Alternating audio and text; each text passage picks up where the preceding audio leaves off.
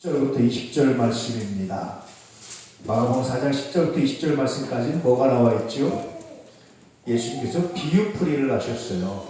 비유를 풀어서 설명해 주신 비유를 풀어서 말씀해 주신 장면들이 마가복음 4장 10절부터 20절까지에 기록되어 있습니다. 10절 말씀 읽어볼까요? 시작. 예수께서 홀로 계실 때에 함께한 사람들이 12제자와 더불어 그 비유들에 대하여 물으니, 지난주에 제가 헬라어 하나를 가르쳐드렸죠. 비유가 헬라어로 뭐라고 했습니까? 다 잊어버리셨어요? 예, 훌륭하십니다.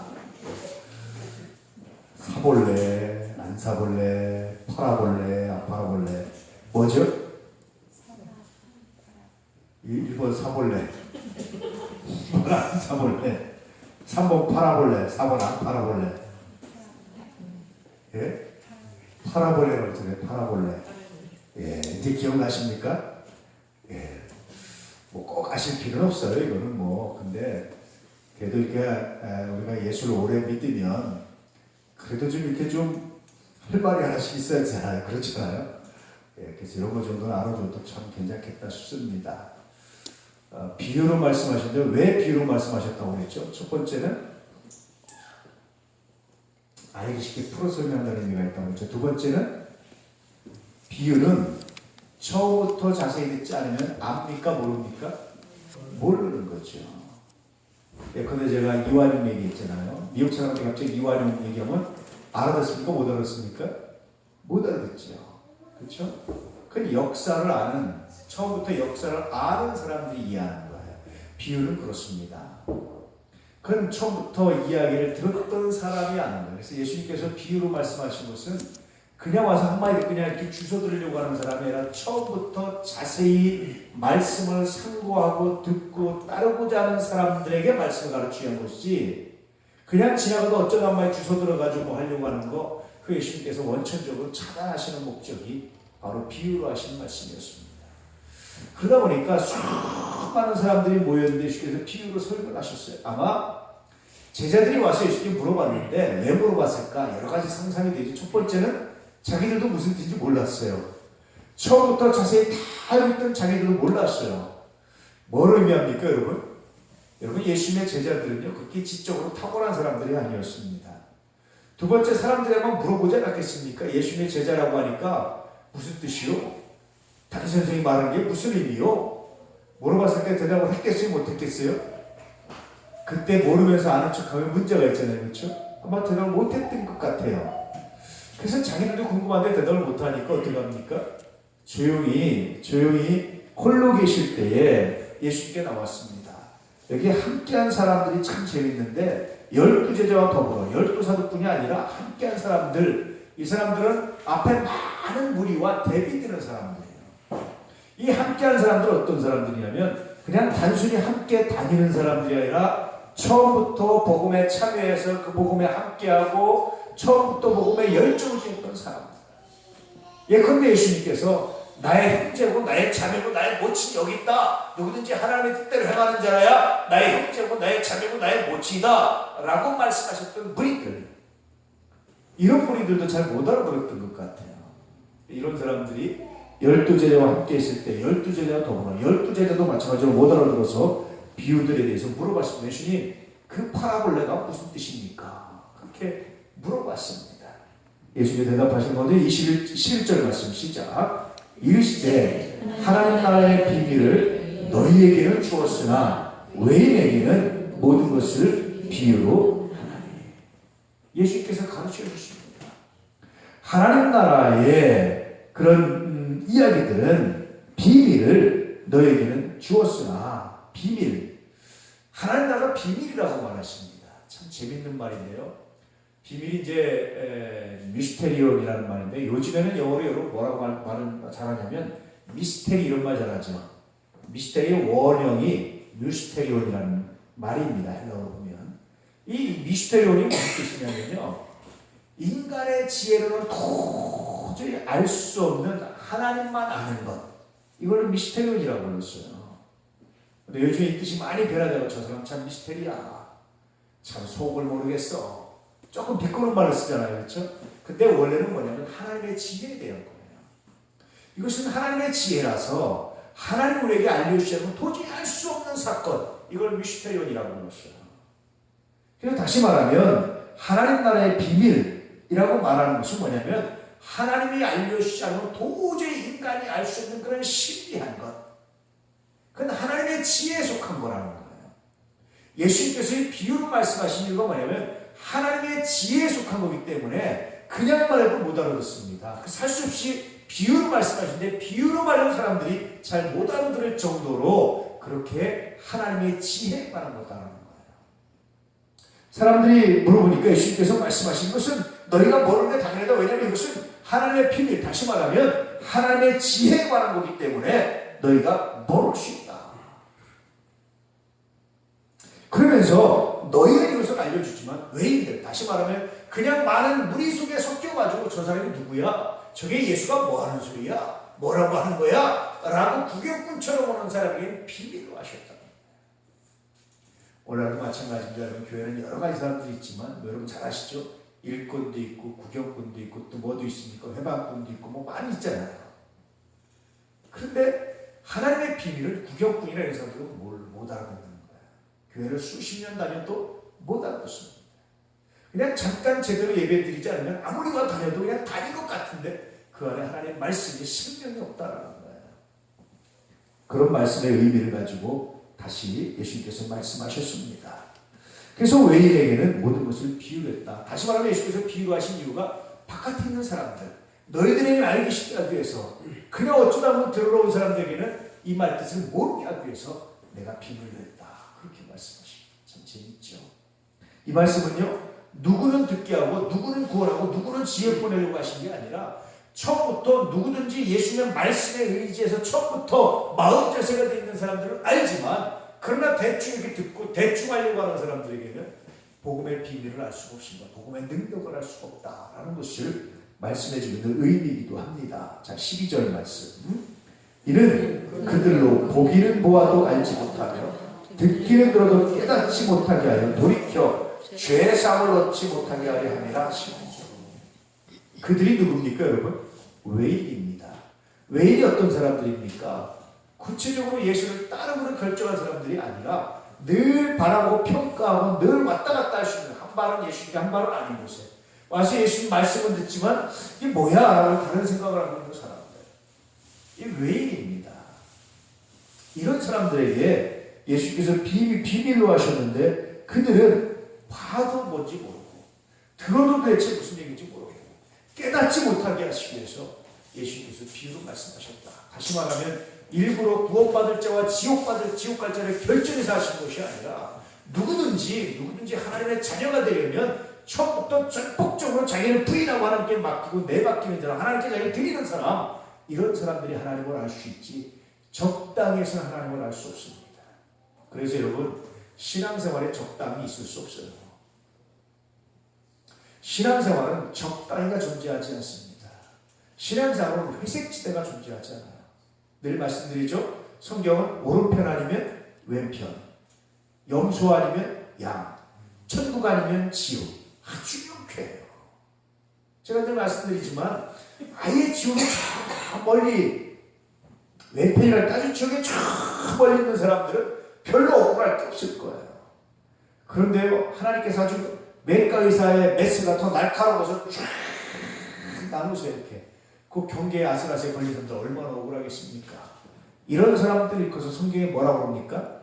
바깥 어두운 데 쫓겨나서 이를 갈며 슬퍼하며 있을 것이다. 이스라엘 사람들이 하신 말씀이에요. 처음부터 이방인들은 별로 억울할 것도 없어요. 이스라엘 사람들은 하나님 말씀 어릴 때부터 외웠고 달달달 외웠고 다 알았던 사람들이에요. 이런 사람들이 아주 아슬아슬하게 바깥으로 볼 때 얼마나 아슬아슬하겠어요. 여러분, 시험에서 떨어져도 큰 점수처럼 떨어지면 별로 억울할 게 없죠. 근데 1점 차이로 떨어졌다. 정말 억울하잖아요. 그런데도 하나님이요, 중간지대를 안 두세요. 쫙 나누시는. 나누는 기준이 뭘까요? 그 마음에 뭐가 있는지 보시는 겁니까? 믿음이 있는지 보시는 거예요. 우리가 어떤 말을 해도 믿음으로 한 건지 믿음이 없이 한 건지, 우리가 예배를 드려도 정말 믿음으로 드린 것인지 그렇지 않은 것인지 하나님의 평가해 주는 믿음입니다. 그 믿음의 행동을 평가하시는 거예요. 그래서 계시록에 그 행위들을 평가하신다는 것은 단순히 겉에 드러난 행위를 말하는 것이 아니라 그 행위 속에 있는 믿음을 보시는 거예요. 성경 전체 의미가 그렇습니다. 이 믿음이 얼마나 중요한지 몰라요. 여러분 오늘 살아가시는데 무엇으로 사셨습니까? 하나님을 믿는 믿음으로 사셨습니까? 말하고 행동할 때 하나님을 믿는 믿음으로 하셨습니까? 물론 그렇다고 해서 완전하다는 건 아닙니다. 실수할 수 있습니다. 그래도 그럼에도 불구하고 하나님을 믿는 믿음으로 하는 말과 믿음으로 하는 행동이 하나님께 연락되는 거예요. 할렐루야. 행동 때문이라 뭐 때문에? 믿음 때문에. 우리 행동은요 늘 부족해요. 완전하지 않습니다. 그 믿음 때문에 하나님 연락하셔서 그 믿음으로 말미암아 의롭다고 말씀하시고 그 믿음으로 말미암아 우리의 죄를 용서하시고 그 믿음으로 말미암아 우리의 모든 악함을 용서하시고 의롭다고 말씀하시는 것, 그분이 바로 우리 하나님이십니다. 그러니 여러분 적당히 중간지대에 있으려고 하지 마십시오. 중간지대는 존재하지 않습니다. 천국 아니면 지옥입니다. 캐톨릭에서는 연옥이라는 거 아시죠? 여러분 연옥? 잘못하면 사람들이 천국과 지옥의 중간으로 하는데 아닙니다. 연옥은 지옥입니다. 지옥. 지옥인데 지옥 중에 참 상층부에 있는 지옥을 천국 바로 밑에 있는 지옥을 연옥이라고 해요. 사람들이 죽으면 그 지옥이라는 연옥에 간다는 거예요. 그런데 여러분 카톨릭은 그래서 여기서 뭐 정화를 받고 천국을 한다는데 그렇잖아요. 성경에 보면 그런 법이 없습니다. 한 번 심판이 딱 끝나면 끝입니다. 중간지대가 존재하잖아요. 신앙의 중간지대에 서지 않게 축복합니다. 신앙의 회색지대에 서지 않게 축복합니다. 내가 믿음이 믿음이고 아니면 아닌 거지 믿는 것도 아니고 안 믿는 것도 아니고 중간지대는 존재하지 않습니다. 할렐루야. 그러므로 여러분 확실히 신앙 안에 있기를 예수 안에 있기를 주의 이름으로 축복합니다. 오늘 말씀들은 그런 것들을 생각나게 하는 거예요. 자 13절 말씀 또 이르시되 너희가 이 비유를 알지 못할진대 어떻게 모든 비유를 알게 되냐. 이 비유가 모든 것의 시작이다. 이 비유를 모르면 다른 걸 알 수가 없다. 이 비유를 알아야 비로소 너희가 사역도 알고 뭐든지 할 수 있다. 그러면 가장 중요한 기초적인 비유, 기초적인 가르침을 예수께서 하시고 있다고 말씀하십니다. 자, 14절 말씀 시작. 뿌리는 자는 말씀을 뿌리는 것이다. 다시 이제 비유를 말씀에 설명해 주시는데 씨 뿌리는 비유에서 뿌리는 것은 뭘 비유하는 거냐? 그건 말씀을 의미합니다. 지난주 말씀드렸죠? 뿌릴 때 덜어는 길가, 덜어는 돌밭, 덜어는 가시밭, 덜어는 좋은 땅. 근데 덜어가 무슨 뜻이라고 했습니까? 나머지는 마지막 남겨진 것이 좋은 땅에 속합니다. 그때 뿌려지는 겁니다. 그럼 예수님께서 일단은 모든 사람들에게 다 말씀의 씨앗을 뿌리는 거예요. 누구에게나 다 말씀의 씨앗을 뿌리는데 이 말씀의 씨앗을 받는 사람들은 누굽니까? 좋은 땅이라는 거예요. 외인들이 아니라 마음을 여는 좋은 땅의 사람들입니다. 라는 의미입니다. 그런 의미에서 이 말씀은 나는 어떤 땅일까를 묻게 하는 말씀입니다. 묵상하게 하는 말씀입니다. 자 15절 말씀 말씀이 길가에 뿌려졌다는 것은 이들을 가리키니 곧 말씀을 들었을 때에 사탄이 즉시 와서 그들에게 뿌려진 말씀을 빼앗는 것이죠. 길가는 딱딱해서 씨가 들어갑니까? 못 들어갑니까? 못 들어가요. 이 말씀을 저에서 생각해 봤습니다. 길가밭이 뭘까? 마음이 우락해서 누가 보고 저도 무슨 소리야? 듣지도 않아요. 이것을 성경에는 들려올 때마다 사탄이 뺏어가는, 쪼아가는 거예요. 어떻게 쪼아가겠습니까? 마음을 자꾸 강팍하게 만들어요. 여러분 복음을 전할 때 처음부터 듣지도 않는 사람들이 어떤 사람들이 그러겠습니까? 노방전도 해보시면요, 축구전도 해보면요, 굉장히 가슴 아픈 소리가 뭔지 아십니까? 나도 옛날에 교회 다녀봤습니다. 나도 옛날에 그래봤습니다. 이런 소리 의외로 많이 해요, 사람들이. 아니 우리 집 누가 교회 다닙니다. 그런데 이런 것들도 의외로 많이 해요. 굉장히 많이 해요. 길가마다 어떤 사람들이겠습니까? 첫 번째는 상처받은 사람. 이 상처받은 사람들은요, 교회에서 한번 나도 다녀봤습니다 하면서 상처받았던 사람들은 더 이상 말씀에 귀를 기울이지 않습니다. 이런 사람들이요 말씀을 들을 것 같지 않아요. 또 길가 어떤 사람들이 길가에 있습니까? 어떤 사람들이 말씀을 외면하고 말씀을 들으려고 하지 않는 사람들이 어떤 사람들이겠어요? 그렇게 마음이 닫힌 사람들이 어떤 사람들이겠습니까? 그건 자기가 자기를 믿는 사람, 자기 판단을 믿는 사람, 자기 생각을 믿는 사람들. 무슨 소리야? 나는 그거 이해가 안 돼. 나는 받아들일 수 없어. 나는 옳지 않다고 생각해. 나는 그거 관심 없어. 자기가 자기 자신을 의지하는 사람. 의외로 굉장히 많습니다. 그런 사람. 예수를 믿으면서도요. 자기가 자기를 의지하는 경우들이 얼마나 많은지 몰라요. 그래서 주님은 주님을 따르면 어떻게 하라고 했습니까? 자기를 부인하고 주님을 따르라고 말씀하십니다. 자기를 부인하고 따르라. 그렇지 않으면 길가밭이 될 수밖에 없기 때문에 그래요. 말씀이 들어갈 수가 없어요. 말씀이 그 안에 파고들어갈 수가 없어요. 주님이 계속해서 볼지어다 내가 문 밖에 서서 두드리노니 라고 계속 두드리고 계십니다. 누구들이 내 음성을 듣고 문을 열면 내가 들어가 그와 더불어 먹고 그런 나로 더불어 먹으리라. 이 말씀을 계속해서 두드리는 거예요. 근데도 문을 열지 않는 이 길가밭, 마음이 완악한 겁니다. 상처받은 영혼이기도 합니다. 자기가 자기 자신의 주인이라고 생각하는 사람입니다. 자기가 자기 자신을 믿는 사람들입니다. 이런 사람들이 얼마나 많은지 몰라. 좀 더 묵상해 보면 굉장히 이성적인 사람들. 이성적이다라는 말은 어떤 의미냐면 지극히 인간적이다. 다시 말하면 자기의 생각과 자기의 판단을 최고의 가치로 두고 사는 사람들이다. 이걸 이성주의라고 하거든요. 철학에서도. 이성적인 사람. 자기의 판단, 자기의 생각, 자기의 지식을 최고의 가치로 두고 사는 사람들이에요.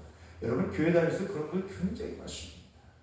말씀이 아니고 내 생각, 내 판단, 내 가치관을 최고의 가치로 두고 사는 경우들이 얼마나 많은지 몰라요. 이런 사람들은 말씀을 듣자마자 마음이 완악해서 말씀이 마음속에 들어가지 못하니까 혹시 말씀이 들어갈까 봐 사탄이 어떻게 합니까?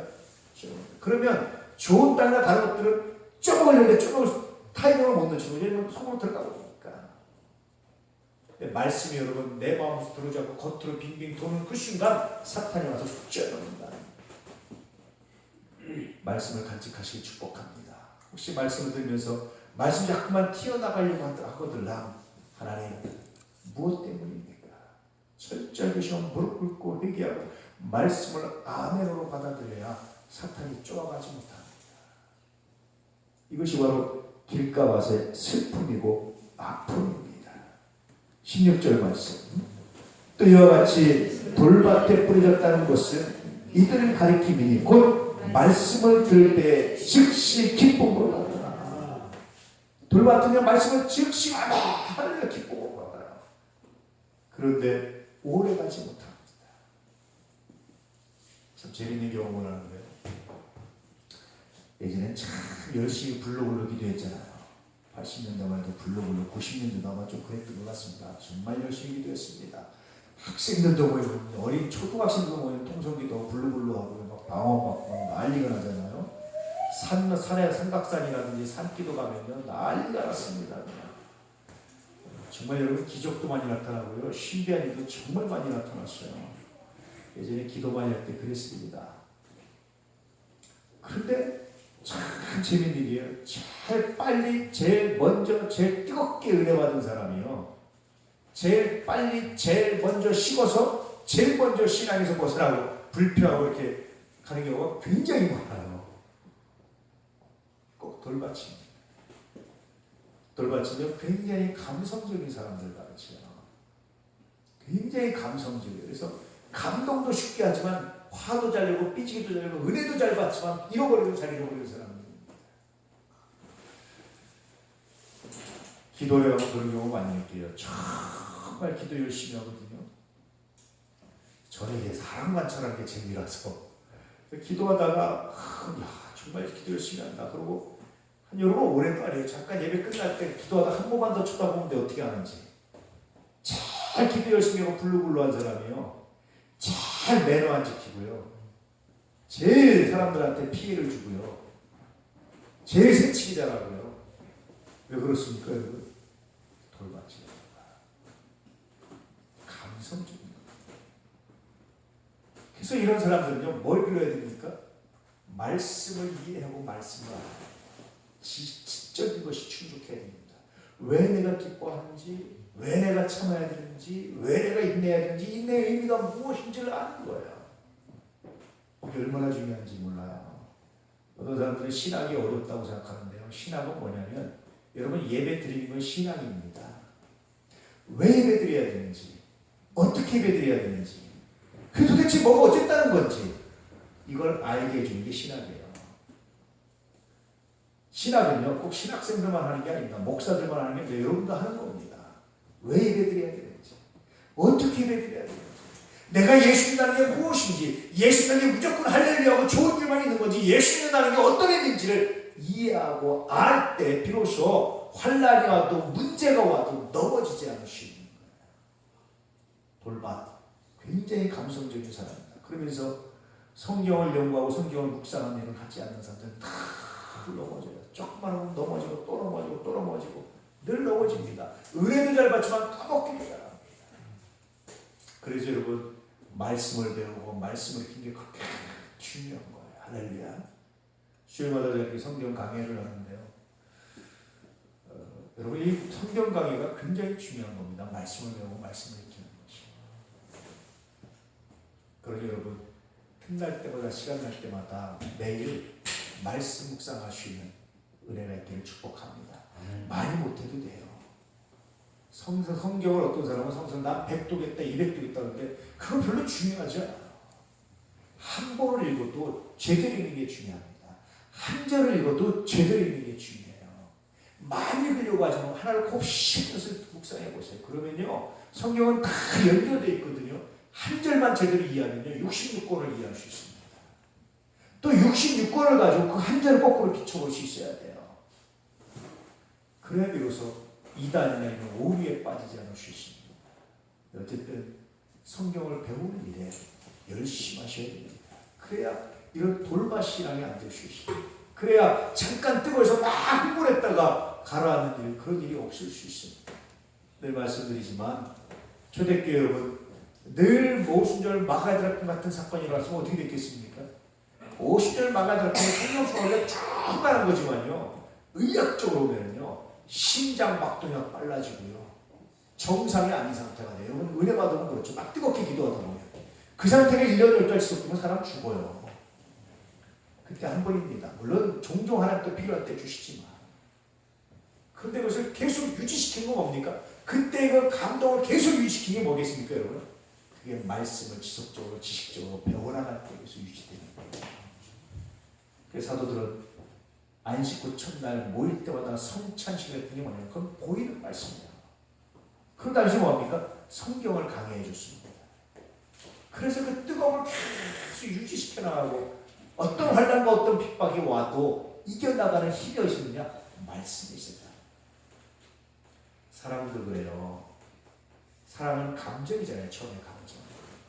이것이 계속 지속되려면 뭐가 있어야 되는 줄 아십니까? 상대를 알아가야 돼요. 사랑이 뭔지를 알아가는 거예요. 사랑이라는 게 완전히 좋은 것만 아니라 아픔이라는 사실도 내가 그를 위해서 아파야 되는 것도 사랑이고 내가 그의 아픔을 감싸는 것도 사랑이라는 것을 알아갈 때 그 사랑이 지속될 수 있는 것. 돌밭의 신앙이 굉장히 많아요. 감성적인 것에 감성 터치에 끝나는 신앙이 굉장히 많습니다. 여러분 미안하면 지속적이지 못합니다. 환난이 오거나 문제는 곧 넘어질 때가 많아요. 그러니 여러분 힘들어도 말씀 묵상을 게을리하지 않는 은혜가 있기를 축복합니다. 그럴 때 신앙이 지속적으로 흔들지 않고 성장할 수 있다라는 거죠. 자 17절 말씀 시작. 그 속에 뿌리가 없어 잠깐 견디다가 말씀으로 인하여 환난이나 박해가 일어날 때는 곧 넘어지는 자예요. 조금만 손해고 오면 조금만 박해가 오면 조금만 힘든 일이 오면 곧 넘어지는 사람들, 감성적인 사람들, 말씀에 기초가 없어서 그렇습니다. 그래서 성서는 하나님을 아는 지식에서 자라가라고 말씀합니다. 특히 이걸 누가 많이 알았습니까? 베드로가 많이 강조해요. 지식을. 왜 강조하는 줄 아십니까? 베드로는 굉장히 충동적이고 감성적인 사람입니다. 굉장히 충동적인 사람이고 감성적인 사람입니다. 그랬던 베드로가 자기의 최대 약점이 뭐였습니까? 지적인 능력이었어요. 그래서 늘 베드로는 지시가 돼서 자라가라고 얘기하는 거예요. 참 여러분 재밌는 게 뭔지 아세요? 성서를 보면요. 사도들이요 12가지 칼라가 있어요. 사실은. 다 강조하는 게 다른데 뭘 강조할까요? 자기가 부족한 걸 강조할까요? 자기가 잘하는 걸 강조할까요? 미안한데요. 사람들은 자기가 부족한 걸 강조합니다. 왜냐하면 다 그거 좀 묵상을 한 거야. 나는 좀 요때 내가 좀 참았으면, 요때 내가 좀 더 기도했으면, 요때 내가 좀 더 성경을 알고 이해했다면, 요때 내가 그랬다면 이걸 계속 묵상하게 되면요. 그걸 강조하고 거기서 그 묵상이 풍부해질 수밖에 없어요. 우리는 요한을 사랑의 사도라고 그러잖아요. 왕자병에 걸렸던 사람이나 사랑하는 제자, 자기를 꼭 그렇게 불렀습니다. 요한은 왕자병 걸린 제자입니다. 요한이 이렇게 사랑의 사도, 사랑의 사람, 요한이 쓴 성경은 다 사랑입니다. 핵심이. 근데 여러분 요한의 별명이 뭐라고 씁니까? 우의 아들이요. 성질이 얼마나 급한지요. 말보다 주먹이 먼저 나고 그런 사람이 요한입니다. 성질이 급해요. 요한이 다 묵상해서 뭘 묵상한 겁니까? 하나님의 성질을 주고 사랑하십시오. 사랑하십시오. 요한은 사랑을 묵상하니까 사랑에 대해서 말할 수밖에 없었어요. 바울은요. 굉장히 지식적으로 탁월한 사람. 근데 이 바울이 다 자기 부족함을 느꼈던 게 뭡니까, 여러분? 겸손함입니다, 겸손함. 그래서 바울은요, 다 예수 안에서 겸손함, 예수 안에서 부족함, 약함. 그래서 나는 지식을 다 생각을 배설물로 여깁니다. 그렇게 말하는 거예요. 여러분 반대로 베드로가 나는 모든 지식을 배설물로 여긴다는 사람들이 뭐라고 그러겠습니까? 네가 버릴 게 없어. 네가 아는 게 어디 있는데 욕하잖아요. 근데 바울이기 때문에 와 감동하는 거예요. 대신 베드로 뭐합니까? 나는 하나님 안에서 자라갑니다. 나는 하나님 앞에서 배워갑니다. 나는 열심히 공부하면 여러분 하나님 앞에서 자라가야 된다라고 말했던 사람들이 감동하는 거예요. 그리고 베드로 실제로 헬라어를 배우고 성경을 기록했다라고 알려지고 있습니다. 그렇게 하는 겁니다. 그럼 여러분 제가 늘 강조하는 것은 제 뭡니까? 내가 그 약함 때문에 기도하는 거예요. 그 저는 강조하고 늘 기도할 수밖에 없는 겁니다. 하나님의 바로 쓰려는 거예요. 하나님 관계 없으면 자기 자랑을 하는데요. 근데 하나님 앞에 쓰려고 하면 자기 약함을 놓고 기도할 수밖에 없어요. 바울은 그래서 약할 그때하고 강합니다. 그걸 놓고 기도할 때 하나님께서 채우셔서 강하게 하십니다. 그렇게 말씀하십니다. 자, 18절 말씀 시작.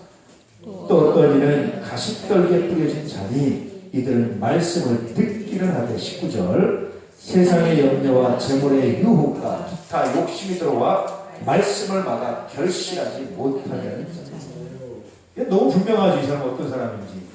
첫 번째, 이 사람은 하나님보다 뭘 더 사랑하는 사람입니까? 재물을 사랑하는 사람이에요. 그래서 그 염려가 많은 사람. 여러분 부자가 어떤 사람이 부자일까요? 돈 많은 사람이 부자일까요? 어떤 사람이 부자겠습니까? 더 이상 돈 버는 일에 마음을 쓰지 않는 사람이 부자랍니다. 실제로 부자랍니다. 그래서 또 부자처럼 산답니다. 이 사람은요 돈에 다 약한 사람. 열심히 하나님 믿다가 돈 문제 얼굴 딱 끝나는 사람들. 교회에서 헌금 얘기 한번 하면 상처에서 안 나오는 사람들 굉장히 많습니다. 가시바시. 세상에 염려도 많아요. 그래서 신앙보다 염려 더 중요한 사람들입니다. 뿐만 아니라 기타 욕심이 많은 사람들. 그래서 재물의 유혹이라고 할 때 유혹은요 속임수. 마치 뱀에 꼬임, 뱀이 하와를 꼬인 것처럼 그런 뜻입니다. 재물에 꼬임당하는 사람. 돈 있어야 돼, 세상은. 나이 들수록 돈 있어야 돼.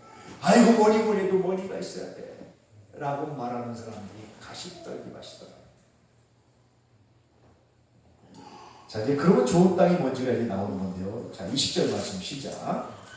좋은 땅에 뿌려졌다는 것은 곧 말씀을 듣고 받아 30배나 60배나 100배 결실하는 자다. 자, 그럼 이제 좋은 땅이 뭔지 아시죠? 좋은 땅은 첫째 길가밭이 아닙니다. 마음이 단단하지 않다면, 마음이 완악하지 않다는 아는 사람들입니다. 그러면 뭐 해야 됩니까, 여러분? 상처를 딛고 일어서야 됩니다. 늘 말씀드리지만 상처를 받는 것도 잘못이지만 주는 것도 잘못이지만 받는 것도 잘못이죠, 사실. 그렇습니다, 여러분. 우리는 늘 그 안에 넘어져요. 우리 너나 나나 우리 모두 별로 관계 없습니다. 차이가 없습니다. 사람은 다 거기서 거기다. 누군 잘나고 누군 안 나고 누구는 상처에 강하고 누구는 상처에 약하고 이런 사람 없어요. 사람은 다 돼요. 그때 무릎 꿇고 하나님께 나올 수 있는 사람, 그리고 그 하나님의 은혜 때문에 내 상처를 덮고 일어날 수 있는 사람들, 이런 사람들이 말씀을 간직하시고 설교자로서요 참 두렵게 공주하십니다. 나 때문에 말씀이 막힌 게 제일 두려워. 제일 두려워요. 슬픈 일도 그 일입니다. 설교자로서. 그래서 그것 때문에 참 두렵고 사실 기도하는데 그런 일이 없으면 좋은데 없을 수가 없는 것 같아요. 제가 부족해서. 근데 어쨌든 이게 제일 두려운 일인데요. 어쨌든 좋은 밭이 들리면 그럼에도 불구하고 그 상처를 딛고 일어서서 말씀으로 나가야 좋은, 그것을 간직해야 좋은 것이다. 자기가 자기를 믿는 길가와 자기가 자기를 신뢰하는 것을 포기하고 자기를 부인해야 비로소 말씀에게 들어와서 좋은 밭이 될 수 있다. 밭을 갖고. 두 번째 좋은 밭은 어떻게 됩니까, 여러분? 감성도 중요합니다. 감성도 중요하지만 감성에 몸을 잡고 뭐 해야 됩니까? 늘 말씀을 묵상하고 말씀을 읽고 그 말씀 안에서 자기의 삶의 기준을 발견하려 노력하는 사람들, 이래야 좋은 밭이 될 수 있다. 세 번째 좋은 밭은 뭡니까, 여러분? 염려할 일이 있을 때 아무것도 염려하지 말고 기도와 간구로 감사함으로 하나님께 아뢰는 사람. 돈 때문에 문제가 되고 돈 때문에 상처가 있고 돈 때문에 아파할 때 그때 돈의 유혹, 돈의 꾀임에 빠지는 사람이 아니라 그때 돈보다 뭐가? 하나님, 내가 말씀이 더 중요하다. 나의 영혼이 더 중요합니다. 라고 깨닫고 돌아올 때 좋은 것이 될 수 있다. 기타 여러 가지 욕심에서 내가 내려놓을 때 비로소 좋은 밭이 되어서 30배, 60배, 100배 여치가 있다. 이 말씀은, 이 비유는 뭘 말씀해주고 있습니까? 예수님께서 너 영적 전투해야 돼, 이걸 말씀하십니다. 무엇과 영적 전투해야 됩니까? 내 자신과 영적 전투하는 거예요. 내 자신이 마음이 닫혀있고 완악하고 상처받아서 말씀이 들어오지 않는다면 하나님, 이 문제를 아주 심각하게 영적 전투하게 하십시오. 해야 산다는 거예요. 그래야 열매가 있다는 거예요.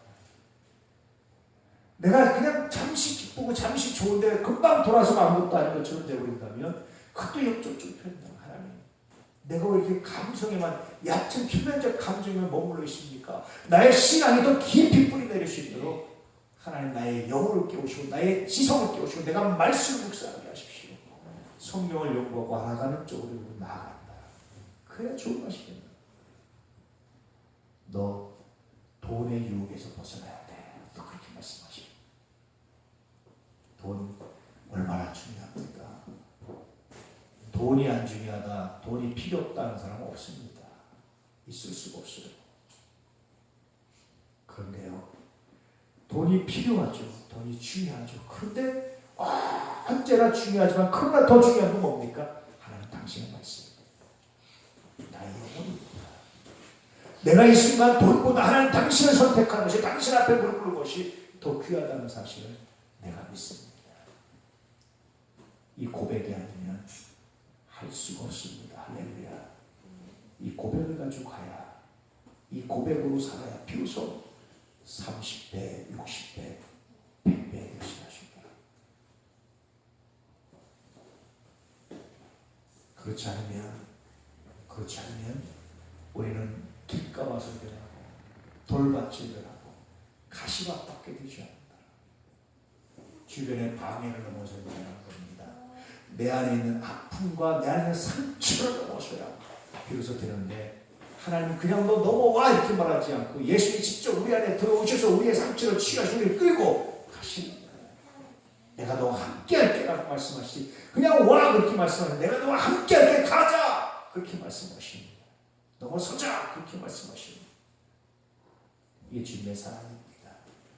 오늘도 여러분 주님의 그 부르심에 응답할 수 있기를 축복합니다. 그래서 더 이상 막혀있지 마십시오. 주저주저하지 마십시오. 내가 내 삶을 주님께 드립니다. 내 생명의 주인이 주님 당신 것을 내가 믿습니다. 이 믿음을 가지고 나아가셔서 말씀을 받으시고 말씀에 순종하셔서 여러분의 삶에 30배, 60배, 100배 이룰 수 있게 주님으로 축복합니다. 저는 오늘 도란교회가 그렇게 됐으면 좋겠어요. 여러분이 그렇게 되길 소망합니다. 그래야 세상에 희망이 되지 않겠습니까? 돈 하며 살아가는 세상에서 다 자기가 주인공이라고 자기가 왕이라고 살아가는 세상에서 다 약박한 표면적 감정을 그냥 터치하면서 그것이 큰 것을 말하는 이 세상에서 말씀의 깊이를 가지고 그 말씀에 따라서 살아가는 사람들, 그런 사람들이 세상의 희망이잖아요. 그런 사람들 하나님 쓰시고 그런 사람을 통해서 열매 맺으십니다. 여러분들이 우리 도라미 가족들이 그렇게 매일매일 그렇게 살아가는 은혜가 있기를 축복합니다. 할렐루야. 기도하겠습니다.